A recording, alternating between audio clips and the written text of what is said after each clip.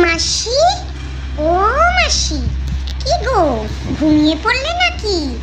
ও মাসি ওঠো না গো, জ্বরটা এখন কমলো? আহা ধুর বাবা, ও মাসি ওঠো ওঠো। আরে হ্যাঁ হ্যাঁ হ্যাঁ, কি বলছিস রে, কি বলছিস? ও আমি বড্ড দুর্বল রে, তাই ঘুমিয়ে পড়েছিলুম। এই পাখাটা চালিয়েছি জানিস, জ্বরটা ছেড়েছে, বড্ড গরম দিচ্ছে। ওরে বাবা, পাখাটা না চালালে বসতে পারছি না, কি ঘাম হচ্ছে ভাই। হ্যাঁ রে, এটা কি ধরনের জ্বর রে? ভাইরাল ফিভার, ভাইরাল ফিভার তো শুনছি। হ্যাঁ রে, পেতনিদের ভূতেদের যে ভাইরাল ফিভার হয়, এর আগে তো দেখিনি বাপু। করোনার মতো মনে হচ্ছে আমার। ওরে বাবা রে, করোনার সময় তবু বেঁচে গেছিলুম, এই ভাইরাল ফিভার থেকে তো বাঁচতে পারছি না। হ্যাঁ, তুই কোনোদিন দেখেছিস পেতনিদের পাখা চালিয়ে বসতে হয়? হ্যাঁ গো, কি দিনকাল পড়লো গো। ওরে বাবারে, সাধে কি বলে কলিযুগ শেষ। হ্যাঁ, ভূতেদেরও মানুষের মতো হচ্ছে, রেহাই নেই গো।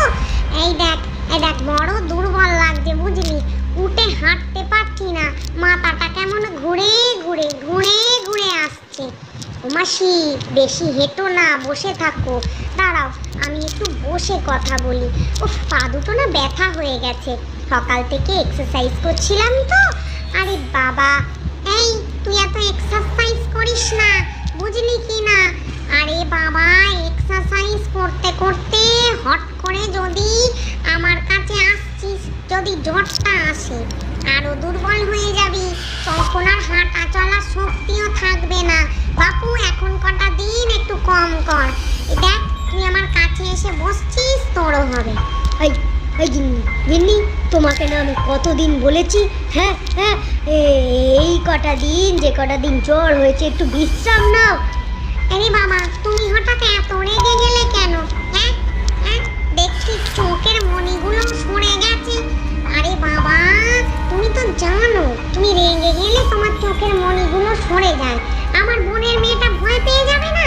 ও একটা বাচ্চা মেয়ে, একে তো মরে ভূত হয়ে গেছে। ধুর বাপু, আমাদের পুরো ফ্যামিলিটাই মরে ভূত হয়ে গেল। আরে বাবা, ভূত হয়ে পড়ো, দেখছো ভাইরাল ফিভার থেকে মুক্তি নেই। তোমাকে না বলেছি তুমি আমার ধারের কাছে বেশি আসবে না? তোমারও তো বলছিলে গাটা গরম গরম লাগছে, এবার তুমি জ্বরে পড়বে।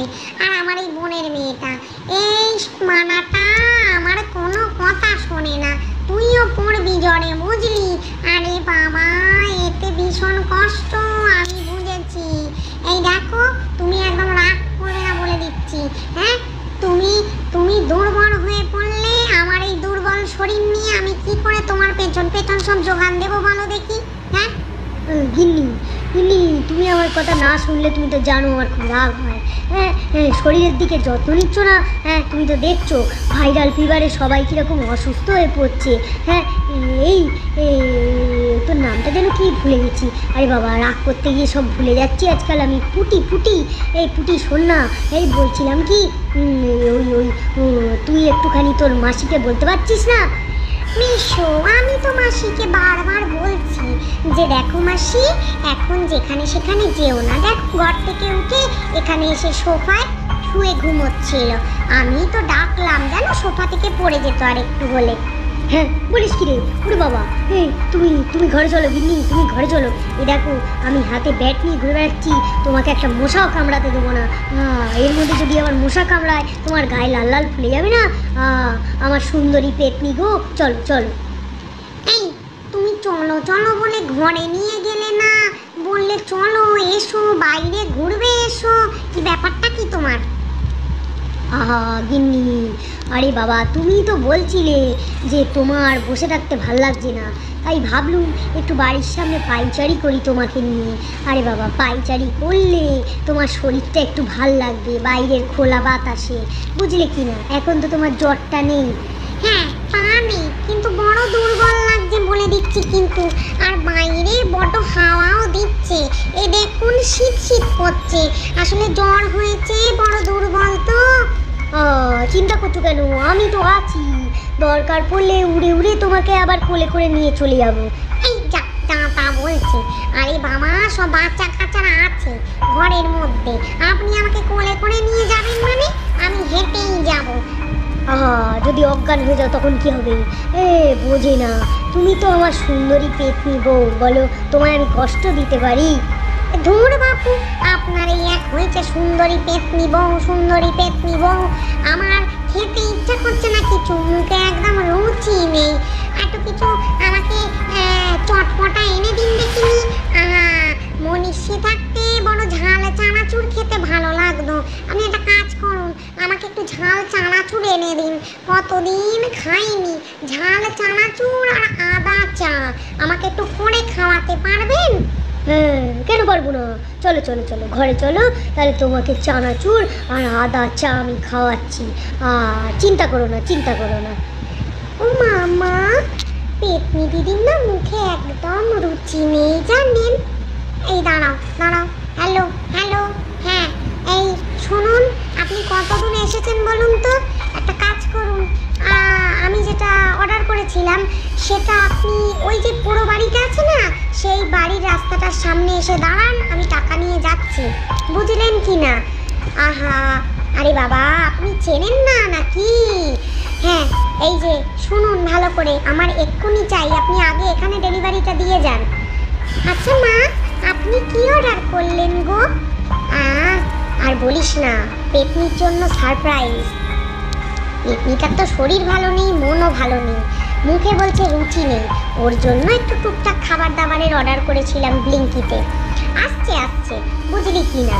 আহা, ব্লিঙ্কিটের লোক, সে তো আর জানে না যে আমি ভূতের জন্য এইসব অর্ডার করেছি। হ্যাঁ, সে আর বুঝবে কি করে বল? সে তো জানে মানুষের বাড়িতে দিতে আসছে। আমা, আপনি কি তাকে বলবেন নাকি যে ভূতের জন্য অর্ডার করেছেন? যা তা বলেন আপনি। আমি বরং যাই, পেতনি দিদির জন্য একটু গরম গরম পরোটা ভেজে নিয়ে যাই। পেতনি দিদি বড় দুর্বল হয়ে গেছে, কিচ্ছু খেতে পাচ্ছে না। যাই বলুন মা। হ্যাঁ যাবে যাবে, দাঁড়াও, আমি আগে গিফটটা নিয়ে আসি পেতনির। পেতনির জন্য আমি অনেক কিছু অর্ডার করেছি। পেতনি বলছিল যে আমি নাকি ওকে ভালোবাসি না। হ্যাঁ, আজকে বুঝবে যে ওর এই রানীমা, মানে কর্তামা, ওকে কত ভালোবাসে। এখন তো আর আমায় কর্তামা ডাকে না, এখনও আমায় মা ডাকে। জানো বৌমা, আমার একটা মেয়ের বড় শখ ছিল। জানো, মেয়েরা বড় লক্ষ্মীমন্ত হয় গো। আমার তো জানো একটা ছেলে। হ্যাঁ, এই পেতনি আসার পর না আমার বড় মেয়ের শখ পূরণ হয়ে গেছে গো। মেয়েটা বড় ভালো, কত অল্প বয়সে মারা গেছিল বলো তো। এখনো সুখে শান্তিতে সংসার করছে, দেখেও শান্তি। এই গজু, এই শোন, তুই এক কাজ কর, ঝটপট বৌমার সঙ্গে গিয়ে সবজিগুলো কেটে ফেল। ও গিনিমা, গিনিমা, আমি না হয় সবজি কেটে ফেলবো, তা কি সবজি হবে তো বললে না? হ্যাঁ হ্যালো হ্যালো, আপনি চলে এসেছেন? আমি যাচ্ছি যাচ্ছি, টাকাটা নিয়ে এক্ষুনি যাচ্ছি, আপনি চিন্তা করবেন না। ও গিনিমা, বলুন না কি সবজি হবে? তা মা, আমি যাই, পেতনি দিদির জন্য চারটে পরোটা ভাজি। হ্যাঁ বাপু, যাও যাও, পরোটা আর আলু ভাজা করো।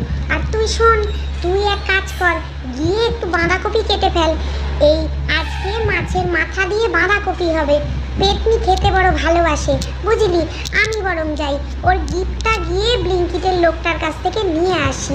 ওর খাবার দাবারই অর্ডার করেছি, এখন তোর মুখে আর কিছু ভাল লাগবে না, বুঝলি কি না। আর মেয়েটার সাজগোজের বড় শখ, এরপর ভাবছি অ্যামাজন থেকে কিছু একটা অর্ডার করব ওর জন্য, বুঝলি। এখন মনটা একটু ভালো ভালো রাখতে হবে তো আমাকে না। ওই আমার ছেলে, মানে তান্ত্রিক ছেলে, পেতনি বর, ও বলছিল মা আপনি একটুখানি ওর জন্য একটা সুন্দর ড্রেস আর একটা জুয়েলারি অর্ডার করে দেবেন। আমি বলেছি হ্যাঁ, বলছিল আমি পয়সা দেবো। আমি বললাম না, ও তো আমার মেয়ে, আমি ওকে দেবো। কি বলছিস, ভালো কথা বলিনি? হ্যাঁ মা, ঠিক বলেছেন, পেতনি দিদি আমাদের জন্য কত করে। হ্যাঁ, তা যা বলেছেন গিনিমা।